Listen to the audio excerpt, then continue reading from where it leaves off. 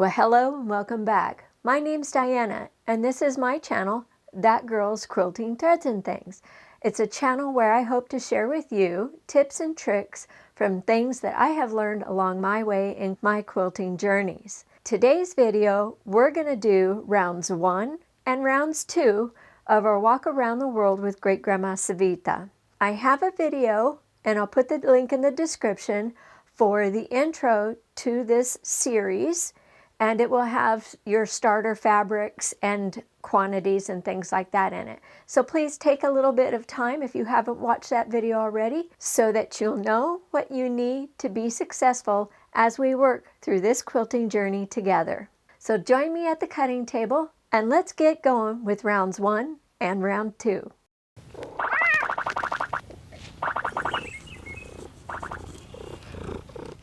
All right, well, let's get round 1 started. Okay, for round 1, you need 1 focus fabric A. That's all you're going to use for focus fabric A, and it's going to be your center block. So it'll be sitting right there just like that. Then you'll have 4 for your outer corners of focus fabric B, placed just like that. And then for your inner 4 pieces, this is where your flying geese will come in. So for your flying geese, you're going to need 1 large square, and you're going to use 4 small squares for your accent fabric H, and you're going to make 4 flying geese with this combination. You'll make 4 more flying geese using your accent fabric H for your large square. This is going to be your peak, and then you'll be using O for your small squares. So 5 1/4, 2 7/8, 5 1/4, 2 7/8, H and N, O and H. So take your time when you're putting this together. Now let's go ahead and walk through putting the flying geese together for 4 at a time. Okay, so using your big piece, which is going to be your peak, on your small squares, cut it 2 7/8 square. Take and draw a diagonal line from corner to corner on the back side of your fabric. All right, there's 1, and you're going to do this for all 4 of them. And this is going to be your guideline when you're sewing your 1/4 inch seam line. So that's my peak fabric, the large square, and I'm going to take in on the back side of the smaller squares, my O fabric. I'm going to go ahead and draw a line on those.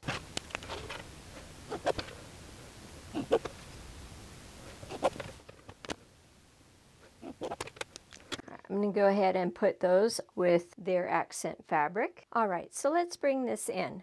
So we're going to do this in 2 passes. Right side face up for your peak fabric. You're going to take 2 of your small squares and you're going to align them up raw edges, right side facing down, so that the corner line goes straight through the center. If you were to continue this line, it would go right to the other corner. And then you're going to place the second one in opposite direction. So how I have that laying down just like that, it looks like one continuous line. Now I'm going to go ahead and pin these, okay, making sure that they're still straight. I'm going to do the same thing with the other set. Pinning is quilter's choice, so if you are comfortable doing this without pinning, do what works best for you. Making sure so I can see that I have a nice straight line. Okay, so now what I'm going to do with these 2 pieces here, I'm going to take these to the sewing machine.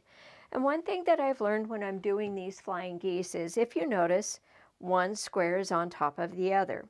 I'm going to start here at the top of this square so that because it overlaps this one, it will help anchor this one down and there's less chance of a fabric pucker that might occur under there. So I'm going to sew 1/4 inch on each side of the drawn line. All right, so let's take these to the sewing machines and come right on back. We've did our first sets of stitching, 1/4 inch on each side.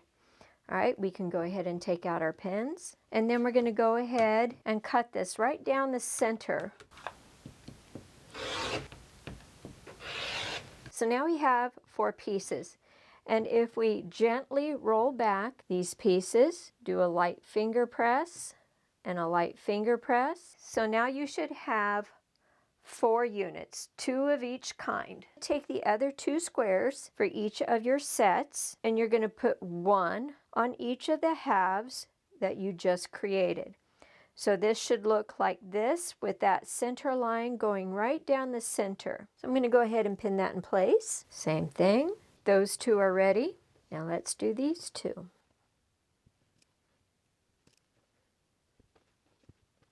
Okay, so same thing with each of these units.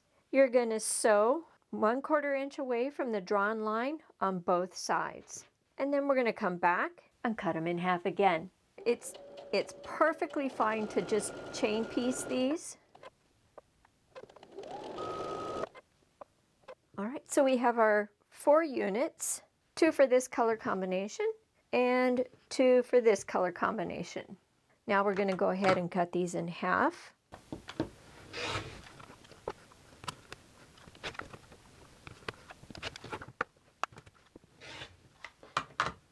All right, and same as before, we'll take these to the pressing station, roll them open, and then get them pressed.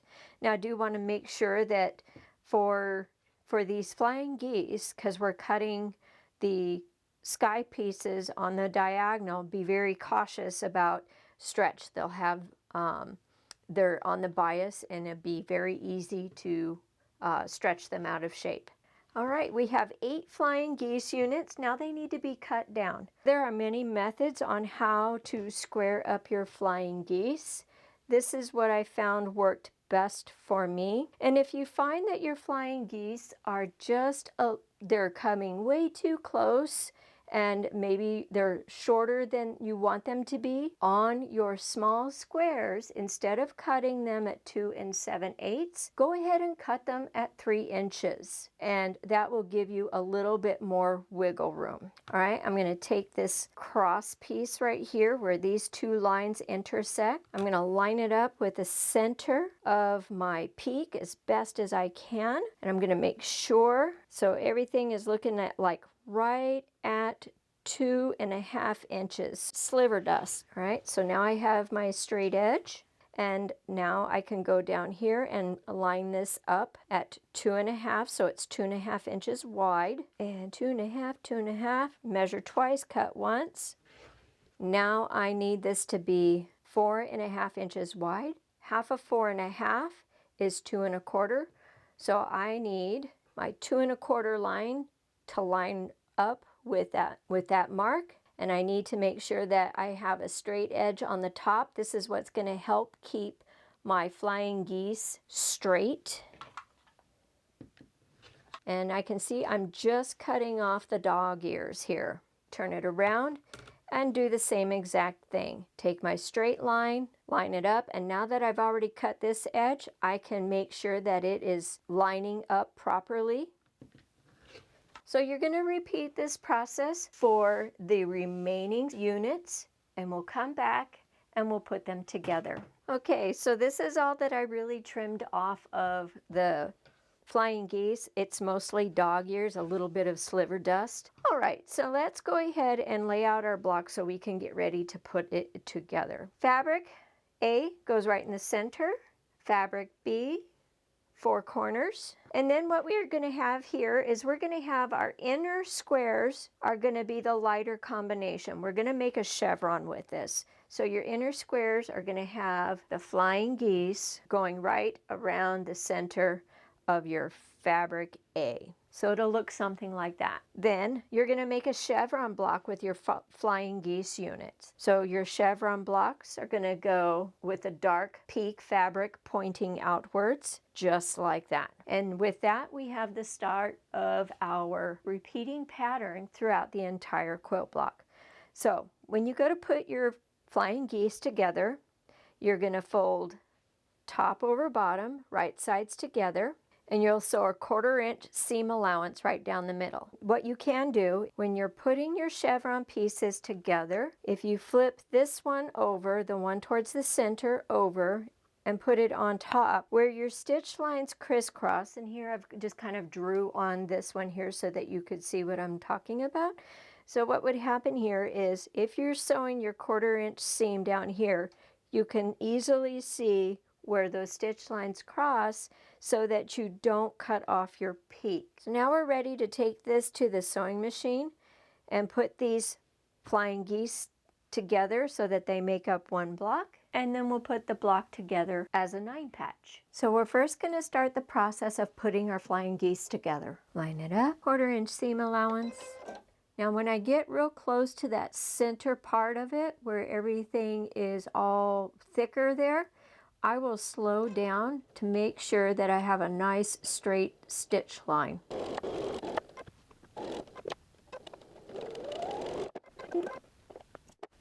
All right, so now I'm going to take these to the pressing station and press them open. All right, so I'm just going to start with the top row, and I'm going to put these two together, then these two together, then these two together. We'll come back and we'll attach the 3rd piece to each of the rows, and then we'll attach the rows together.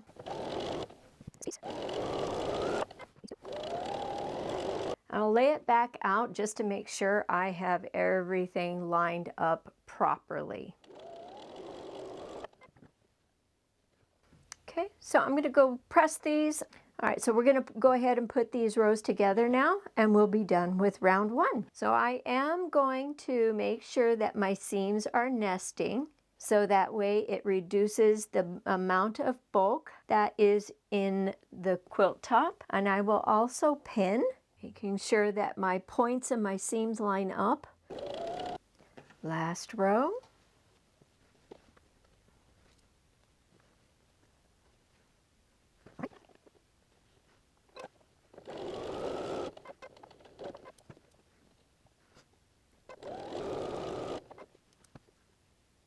Let's give it a press and do a reveal. So there you have it. We have round 1 finished, and I think our points came out really nice. When I pressed, the seams wanted to lay radiating outward from the center. This is how it turned out, and it's nice and sharp. For round 2, you're going to need 4 more focus fabrics from B. You'll need 4 focus fabrics from C. Then you're going to be making flying geese. You'll use 2 large squares from O. This is your peak fabric from O. And you're going to use your accent fabric. In this case, it's I. And then you're going to have another set of flying geese. So there'll be 8 flying geese with this combination. And there's going to be 8 flying geese using your accent fabric I, and your small squares, your sky pieces, are going to be at 2 7/8 for N fabric. So remember, O and N are your background fabrics. One's light and one's dark. This is what's going to allow that illusion sort of 3D approach. So I'll go ahead and mark up my small squares, and I'll get these ready to make our flying geese. So we'll be making 8 flying geese using this combination.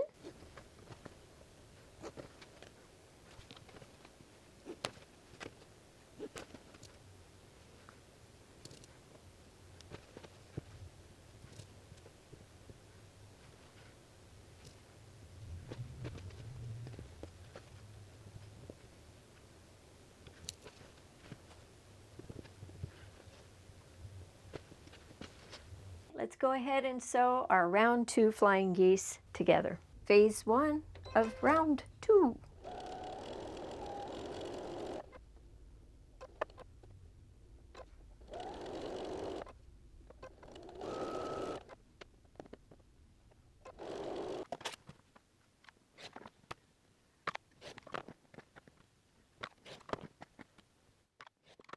All right, let's go for a press. Now attach the next small square to each one.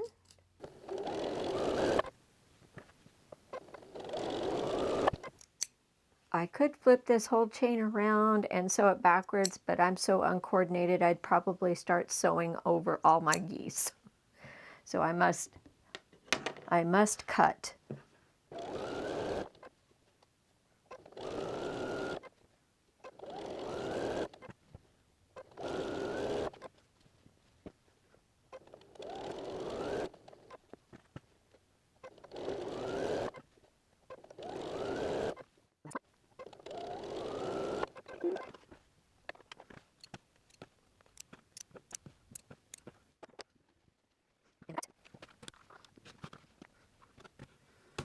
Now you can probably do this at 2 at a time. I've done this before. You just simply line up the units so that the straight lines are matching. Put your ruler right on that line from start to finish and cut.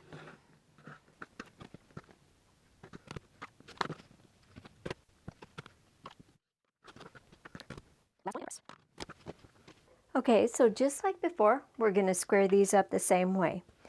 So I have my 245-degree lines right here creating an intersect, and I'll line that right up with the peak. And I know I need these blocks to finish at 2.5, so I'm going to make sure that there is as accurate as possible. And then I'm going to cut away, turn it around. Now I have a straight edge to work with. I know it needs to be 2.5, so I'm going to line my 2.5 measurement line right there. And if there's anything sticking out, it gets cut off. And again, sliver dust. And let's go ahead and line this up using the white line as a guide, making sure it's straight and even across the top. And then I know I need that 2.25 inch mark right here to be in the very center. And everything looks straight. 2.25 inch right in that peak. 2.25 inch mark right there in that peak. This 1/4 inch white mark, if you can see it, is running right along the top. So I'm just going to cut it off.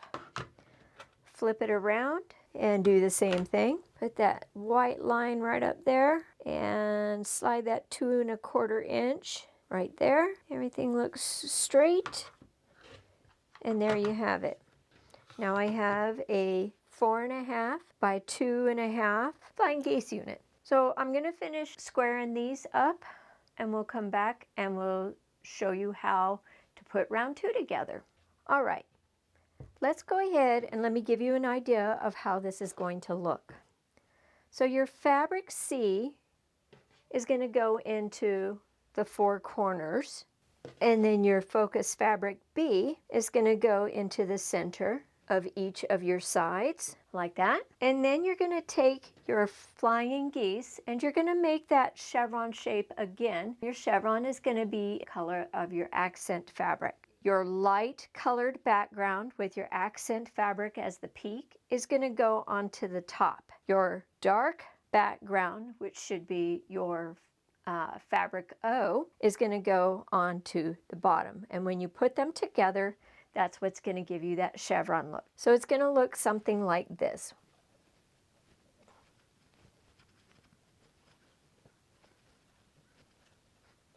All right, now you can start to see the different paths surrounding the inner square. So I'm going to go ahead and I'm going to put my flying geese units together, and then I'll show you how I'm going to attach the rows or the columns. All right, so I'm going to take the center block out. Now I have this to work with. So what I'm going to do is I'm going to take the top 3 and the bottom 3, and I'm going to put these together as one row. Then I'm going to take the side pieces and I'm going to make one column, and the same thing on this side. I will bring back the main piece and I'll attach this row to the main block, and then I will attach this row to the main block, and then similarly I'll attach this column to the right side and this column to the left side. So I think we're ready to go ahead and start this last process of round 2. All right, to help me keep things straight, I've got my 4 piles, my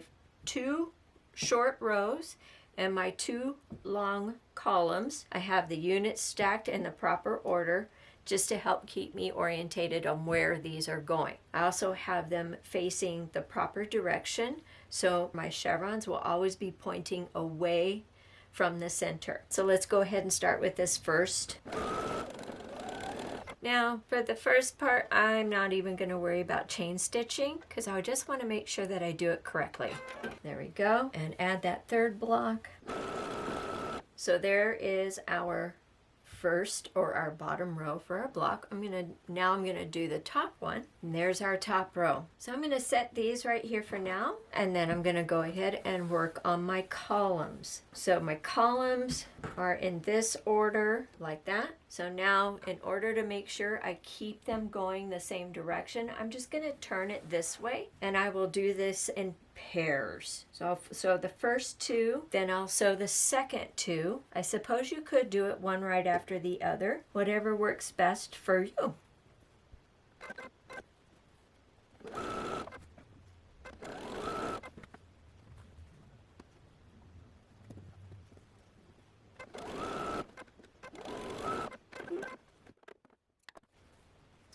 So when I am putting them together, I do want to make sure that I have some flush edges, right? I want to make sure that they're equal on the top and on the bottom to make sure that they create a nice, smooth, straight edge all the way down. Now we're going to press these. Now something specific for my fabric or for my project, these fabrics are really super old and they're very thin. This has a fill, almost kind of like a light summer linen. These fabrics I feel do have some stretch, so I just have to be really careful when I'm pressing them. So now we have our first column done, so that's going to be like that. And let's get this last row put together. All right, let's give it a quick press. Okay, so what I did find when I was pressing these rows is for the flying geese blocks, they naturally want to lay going towards the focus fabric blocks.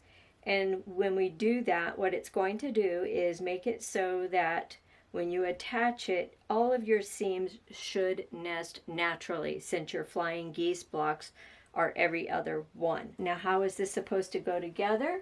Top, sides, and bottom. So there's a lot here, but what I'm going to do is I'm going to set my sides off to the side, and now I'm just going to take and work on attaching my top and bottom together.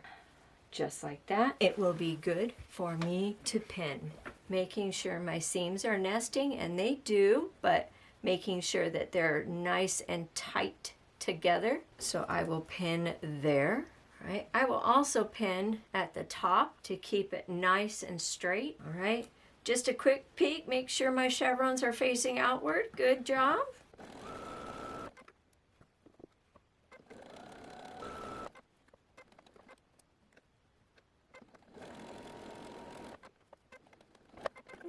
All right, that side's done. Let's do the other side. This goes this way.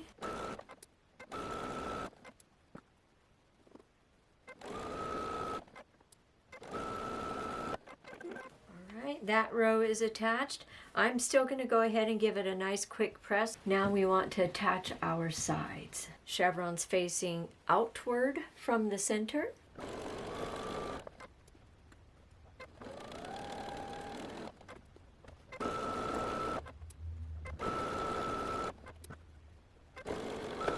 Turn it around.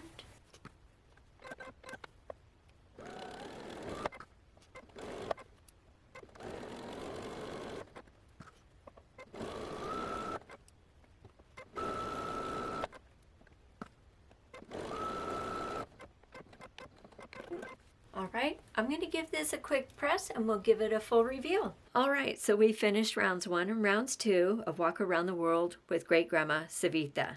Next video we do for this project will be round 3. It won't be so detailed, but if you follow along with the process that we did in this video, it should be pretty simple. But by all means, if you have any comments or suggestions, please go ahead and put them in the comment section below. I hope you enjoyed this journey. I really want to thank you so much for choosing to watch this video. And until that next video, may all of your quilting journeys be joyful, one stitch at a time. And don't forget, please like and share this video with other quilting friends. Thanks, everyone!